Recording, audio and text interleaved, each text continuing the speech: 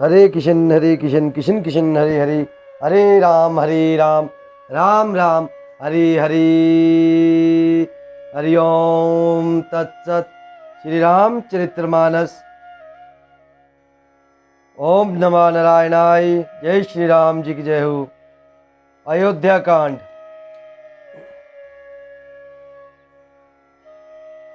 सारा जगत भय में डूब गया। तब लक्ष्मण जी के अपार बाहुबल की प्रशंसा करती हुई आकाशवाणी हुई, हे तात, तुम्हारे प्रताप और प्रभाव को कौन कह सकता है और कौन जान सकता है। परंतु कोई भी काम हो उसे अनुचित खूब समझ बूझ कर किया जाए तो सब कोई अच्छा कहते हैं। वेद और विद्वान कहते हैं कि जो बिना विचारे जल्दी में किसी काम को करके पीछे पछताते हैं वे बुद्धिमान नहीं है। देववाणी सुनकर लक्ष्मण जी सकुचा गए। श्री रामचंद्र जी और सीता जी ने उनका आदर के साथ सम्मान किया और कहा, हे तात, तुमने बड़ी सुंदर नीति कही। हे भाई, राजा का मद सबसे कठिन मद है। जिन्होंने साधुओं की सभा का सेवन सत्संग नहीं किया वे ही राजा राजमद रूपी मदिरा का आचमन करते ही पीते ही मतवाले हो जाते हैं। हे लक्ष्मण सुनो, भरत सरीखा उत्तम पुरुष ब्रह्मा की सृष्टि में ना तो कहीं सुना गया है ना कहीं देखा गया है। अयोध्या के राज्य की तो बात ही क्या है, ब्रह्मा विष्णु और महादेव का पद पाकर भी भरत को राज्य का मद नहीं होने का क्या कभी कांजी की बूंदों से क्षीर समुद्र नष्ट हो सकता है, फट सकता है। अंधकार चाहे तरुण सूर्य को निकल जाए, आकाश चाहे बादलों से समाकर मिल जाए, गो के खुर इतने जल में अगसत्य जी डूब जाए और पृथ्वी चाहे अपनी स्वाभाविक क्षमा सहनशीलता को छोड़ दे, मच्छर की फूंक से चाहे सुमेरु उड़ जाए, परंतु हे भाई, भरत को राज मत कभी नहीं हो सकता। हे लक्ष्मण, मैं तुम्हारी शपथ और पिताजी की सौगंध खाकर कहता हूँ, भरत के समान पवित्र और उत्तम भाई संसार में नहीं है।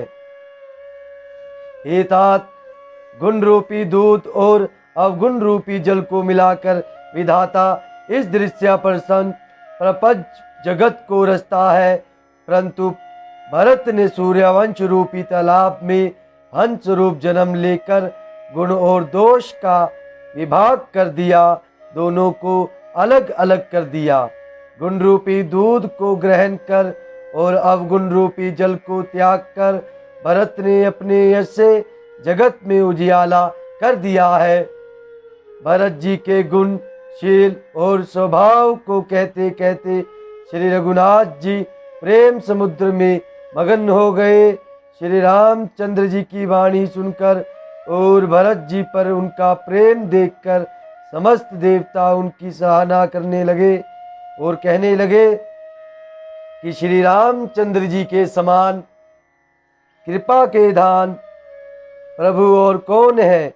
यदि जगत में भरत का जन्म ना होता तो पृथ्वी पर संपूर्ण धर्मों की धुरी को कौन धारण करता।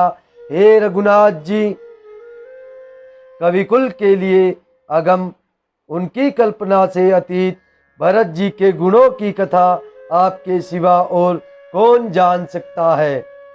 लक्ष्मण जी, श्री रामचंद्र जी और सीता जी ने देवताओं की वाणी सुनकर अत्यंत सुख पाया जो वर्णन नहीं किया जा सकता। यहाँ भरत जी ने सारे समाज के साथ पवित्र मंदाकिनी में स्नान किया, फिर सबको नदी के समीप ठहराकर तथा माता, गुरु और मंत्री की आज्ञा मांगकर निषाद राज और शत्रुघ्न को साथ लेकर भरत जी वहां को चले जहां श्री सीता जी और श्री रघुनाथ जी थे। भरत जी अपनी माता के कई की करनी को समझकर याद करके सकुचाते हैं और मन में करोड़ों अनेकों कुतर्क करते हैं। सोचते हैं श्री राम, लक्ष्मण और सीता जी मेरा नाम सुनकर स्थान छोड़कर कहीं दूसरी जगह उठकर ना चले जाएं। मुझे माता के मत में मानकर वे जो कुछ भी करें सो थोड़ा है, पर वे अपनी ओर समझकर अपने विरत और संबंध को देखकर मेरे पापों और अवगुणों को क्षमा करके मेरा आदर ही करेंगे। चाहे मलिन मन जानकर मुझे त्याग दे, चाहे अपना सेवक मानकर मेरा सम्मान करे, कुछ भी करे, मेरे तो श्री रामचंद्र जी की जुतियों की शरण है। श्री रामचंद्र जी तो अच्छे स्वामी हैं, दोष तो सबका दास का ही है।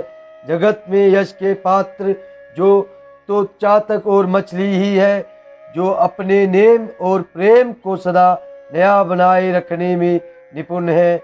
ऐसा मन में सोचते हुए भरत जी मार्ग में चले जाते हैं। उनके सब अंग संकोच और प्रेम से स्थिर हो रहे हैं। माता की हुई बुराई मानो उन्हें लौटाती है, पर धीरज की धुरी को धारण करने वाले भरत जी भक्ति के बल से चले जाते हैं। और जब श्री रघुनाथ जी के स्वभाव को समझते स्मरण करते हैं, तब मार्ग में उनके पैर जल्दी जल्दी पड़ने लगते हैं। उस समय भरत की दशा कैसी है, जैसी जल के प्रवाह में जल के भौरे की गति होती है। भरत जी का सोच और प्रेम देखकर उस समय निषाद वेद विदेह हो गया, देह की सुध बुध भूल गया, मंगल शकुन होने लगे। उन्हें सुनकर और विचार कर निषाद कहने लगा, सोच मिटेगा, हर्ष होगा, पर फिर अंत में दुख होगा। भरत जी ने सेवक गुहु के सब वचन सत्या जाने और वे आश्रम के समीप जा पहुँचे। वहाँ के वन और पर्वतों के समूह को देखा तो भरत जी इतने आनंदित हुए मानो कोई भूखा अच्छा अन्न भोजन पा गया हो। जैसे कीर्ति के भय से दुखी हुई और तीनों आध्यात्मिक, आधिदेविक और आदि भौतिक तापों तथा क्रूर ग्रहों और महामारियों से पीड़ित प्रजा किसी उत्तम देश और उत्तम राज्य में जाकर सुखी हो जाए, भरत जी की गति दशा ठीक उसी प्रकार की हो रही है। अधिक जल बरसना ना बरसना, चूहों का उत्पात, टिड्डियाँ, तोते और दूसरे राजा की चढ़ाई, खेतों में बाधा देने वाले इन 6 उपद्रवों को ईर्ति कहते हैं। श्री रामचंद्र जी के निवास से वन की संपत्ति ऐसी सुशोभित है मानो अच्छे राजा को पाकर प्रजा सुखी हो। सुहावना वन ही पवित्र देश है, विवेक उसका राजा है और वैराग्य मंत्री है। यम अहिंसा, सत्या असत्या, ब्रह्मचर्य और अपरिग्रह तथा नियम, सोच, संतोष, तप, स्वाध्याय और ईश्वर प्रणिधान योद्धा है। पर्वत राजधानी है, शांति और सुबुद्धि 2 सुंदर पवित्र रानियां है। वह श्रेष्ठ राजा राज्य के सब अंगों से पूर्ण है और श्री रामचंद्र जी के चरणों के आश्रित रहने से उसके चित्त में चाव, आनंद या उत्साह है। स्वामी, अमात्या, सुहृद, कोश, राष्ट्र, दुर्ग और सेना राज्य के ये 7 अंग हैं। हरे कृष्ण कृष्ण कृष्ण हरे हरे, हरे राम राम राम हरे हरे। ओम विष्णुवे नमः। ओम नमो शिवाय। ओम हरि ब्रह्मा नारायण नमः। ओम नमः नारायणाय। ओम नमः भागवत वासुदेवाय। हरे कृष्णा हरे रामा, सत्यम शिवम सुंदरम।